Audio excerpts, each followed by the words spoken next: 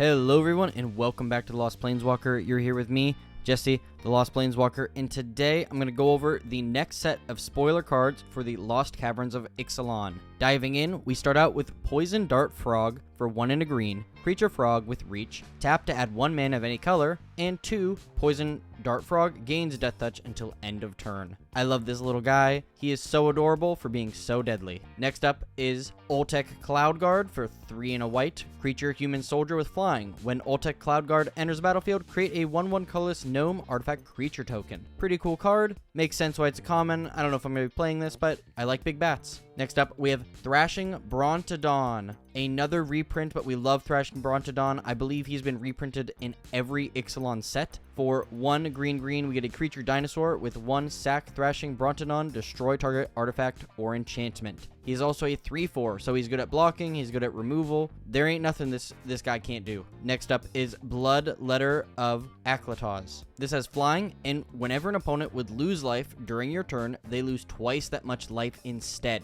Now this card is awesome. It's definitely a rare for a reason, and this is going to be epic. I can already see myself playing this in a bunch of decks. After that, we have Cynios Benthlosaur for 5 and a blue. Creature Dinosaur. When Cynios Benthlosaur enters the battlefield, look at the top X cards of your library, where X is the number of caves you control plus the number of cave cards in your graveyard. Put 2 of those cards into your hand and the rest on the bottom of your library in a random order. Well, this is an interesting way to get some caves, and definitely we're going to be looking out for more of those. Next is Rampaging Spiketail for 4 black creature dinosaur. When Rampaging Spiketail enters the battlefield, target creature you control gets +2/+0 and gains indestructible until end of turn. You can also do Swamp Cycling for 2 generic mana. Pretty interesting card. I'm not really sure how you use this other than, just if you want an indestructible thing to swing in with, but yeah, it's pretty cool. Next up, we have Daimo Tomaton. 3 red artifact creature, dinosaur gnome. Very interesting, this gnome creature type, but it has menace, and when Daimo Tomaton enters the battlefield, target creature control gains menace until end of turn. Now this one I can see,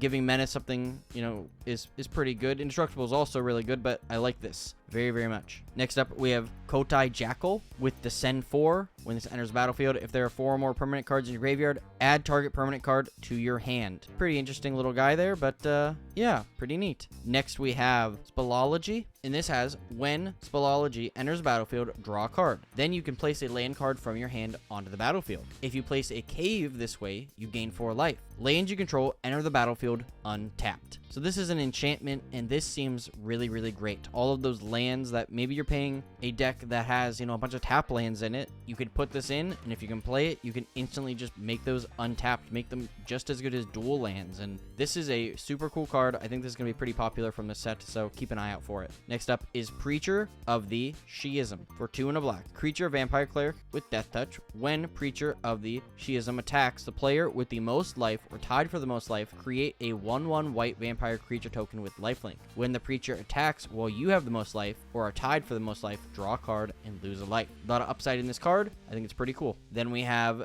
Deep Root Pilgrim for 1 and a blue, an enchantment. When 1 or more non-token merfolk you control become tapped, create a 1/1 blue merfolk creature token with hexproof. This is a rare enchantment for sure. This is so cool. I can see playing merfolk, swinging into attack, and or tapping them for other things is just going to produce you a bunch of little merfolk that have hexproof, which is pretty cool. Next up, we have Unstable Glyph Bridge with, when Unstable Glyph Bridge enters the battlefield, if you cast it, for each player, choose a creature they control with power 2 or less. Destroy all creatures not chosen this way. Then you can craft with an artifact for 3 white, and it turns into a creature with flying, and whenever an opponent casts a spell during their turn, they can't attack you or planeswalkers you control this turn, and each opponent who has attacked you or a planeswalker you control this turn can't cast any spells. So this is the second time we've got a angel that has this ability, but to see another card like this that we can, get onto the battlefield and do is pretty neat. I love this effect. It really makes your opponent choose, well, am I going to cast spells or am I going to attack you? Well, you get to do both. So this is very, very cool. And now we have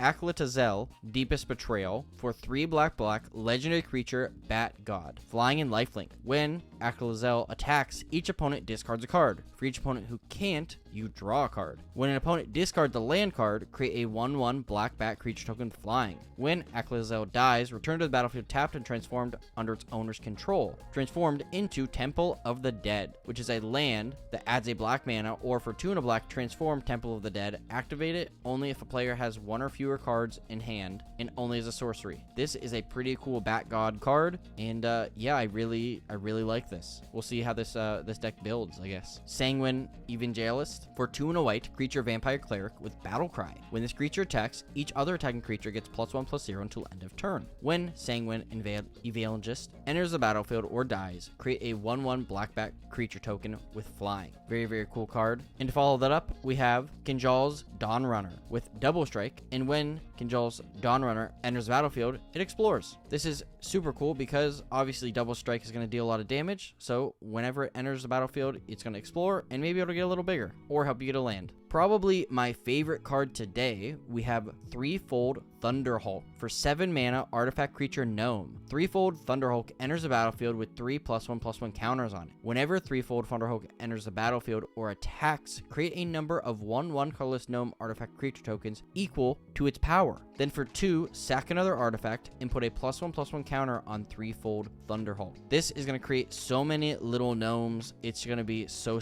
cool. I am definitely going to be looking for this card. And then the mythic of today that I think is very cool, we have Savaner Okinek Ahu for 2 green/white. I don't know if I said that right even a little bit, but I really don't know how to pronounce a lot of these cards. It is a legendary creature Cat Noble with Ward 2. When this attacks, for each creature you control with power greater than that creature's base power, put a number of +1/+1 counters on that creature equal to the difference. So I think I understand how this card works, and it basically says if you have another creature, let's say it's a 1/1 creature and it entered with a +1/+1 counter on it, okay? When this creature attacks, you basically put the difference from its base power back onto it. So if it's a 1/1 with a +1/+1 counter on it, then it becomes a 3/3 creature with 2 +1/+1 counters because you added another one to it. And then the next turn it gets 2 and then 4, and then it just continues to grow and grow from there. So this is going to be a very scary card if that's how this works, and I think I'm correct on that. Next up, we have Mischievous Pup. For 2 and a black, creature dog with flash. When Mischievous Pup enters battlefield, return up to 1 other target permanent you control to its owner's hand. I really like this card. I think it's pretty cool. I love the flash. You can, return something either to get value off it again or to just protect it. We have Careening Minecart for 3 mana, artifact vehicle. Whenever Careening Minecart attacks, create a treasure token. Then a cruise for crew 1, and it's a 3/3. So this is a pretty cool card. I love that it makes a treasure.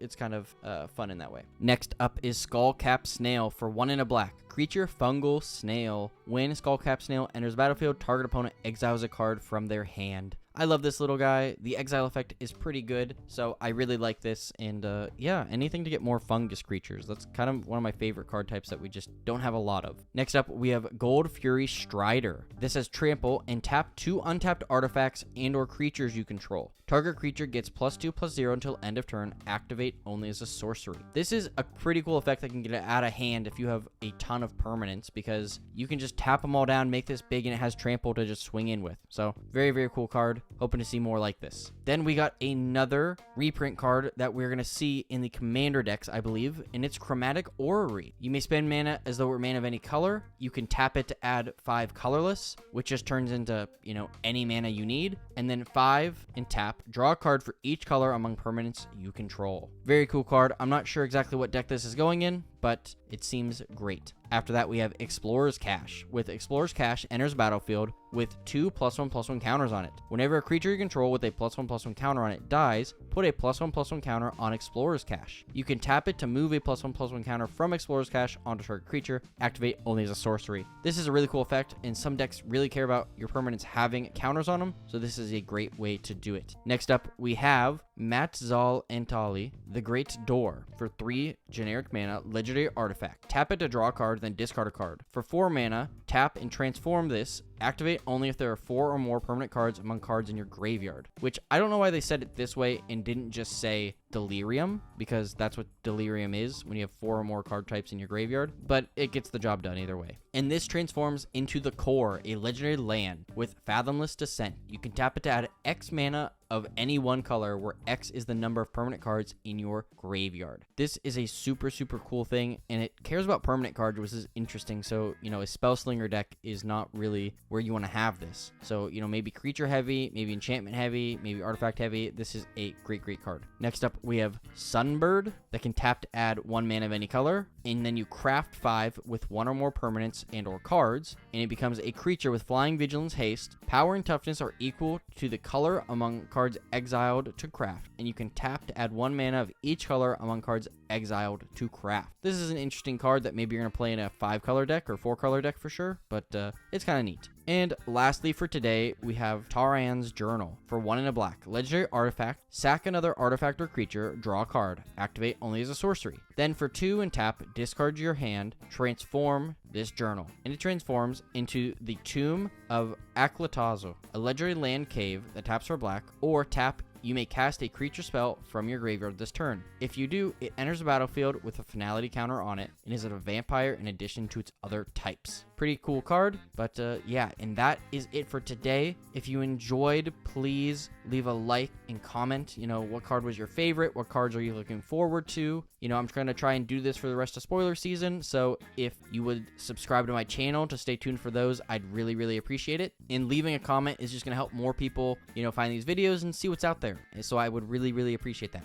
And now we have today's Scryfall card of the day, which is Open the Gates. If you don't have a destination in mind, the route is all that matters. Tamina District Guild. Thank you so much for watching, and as always, I'll see you later, Planeswalkers.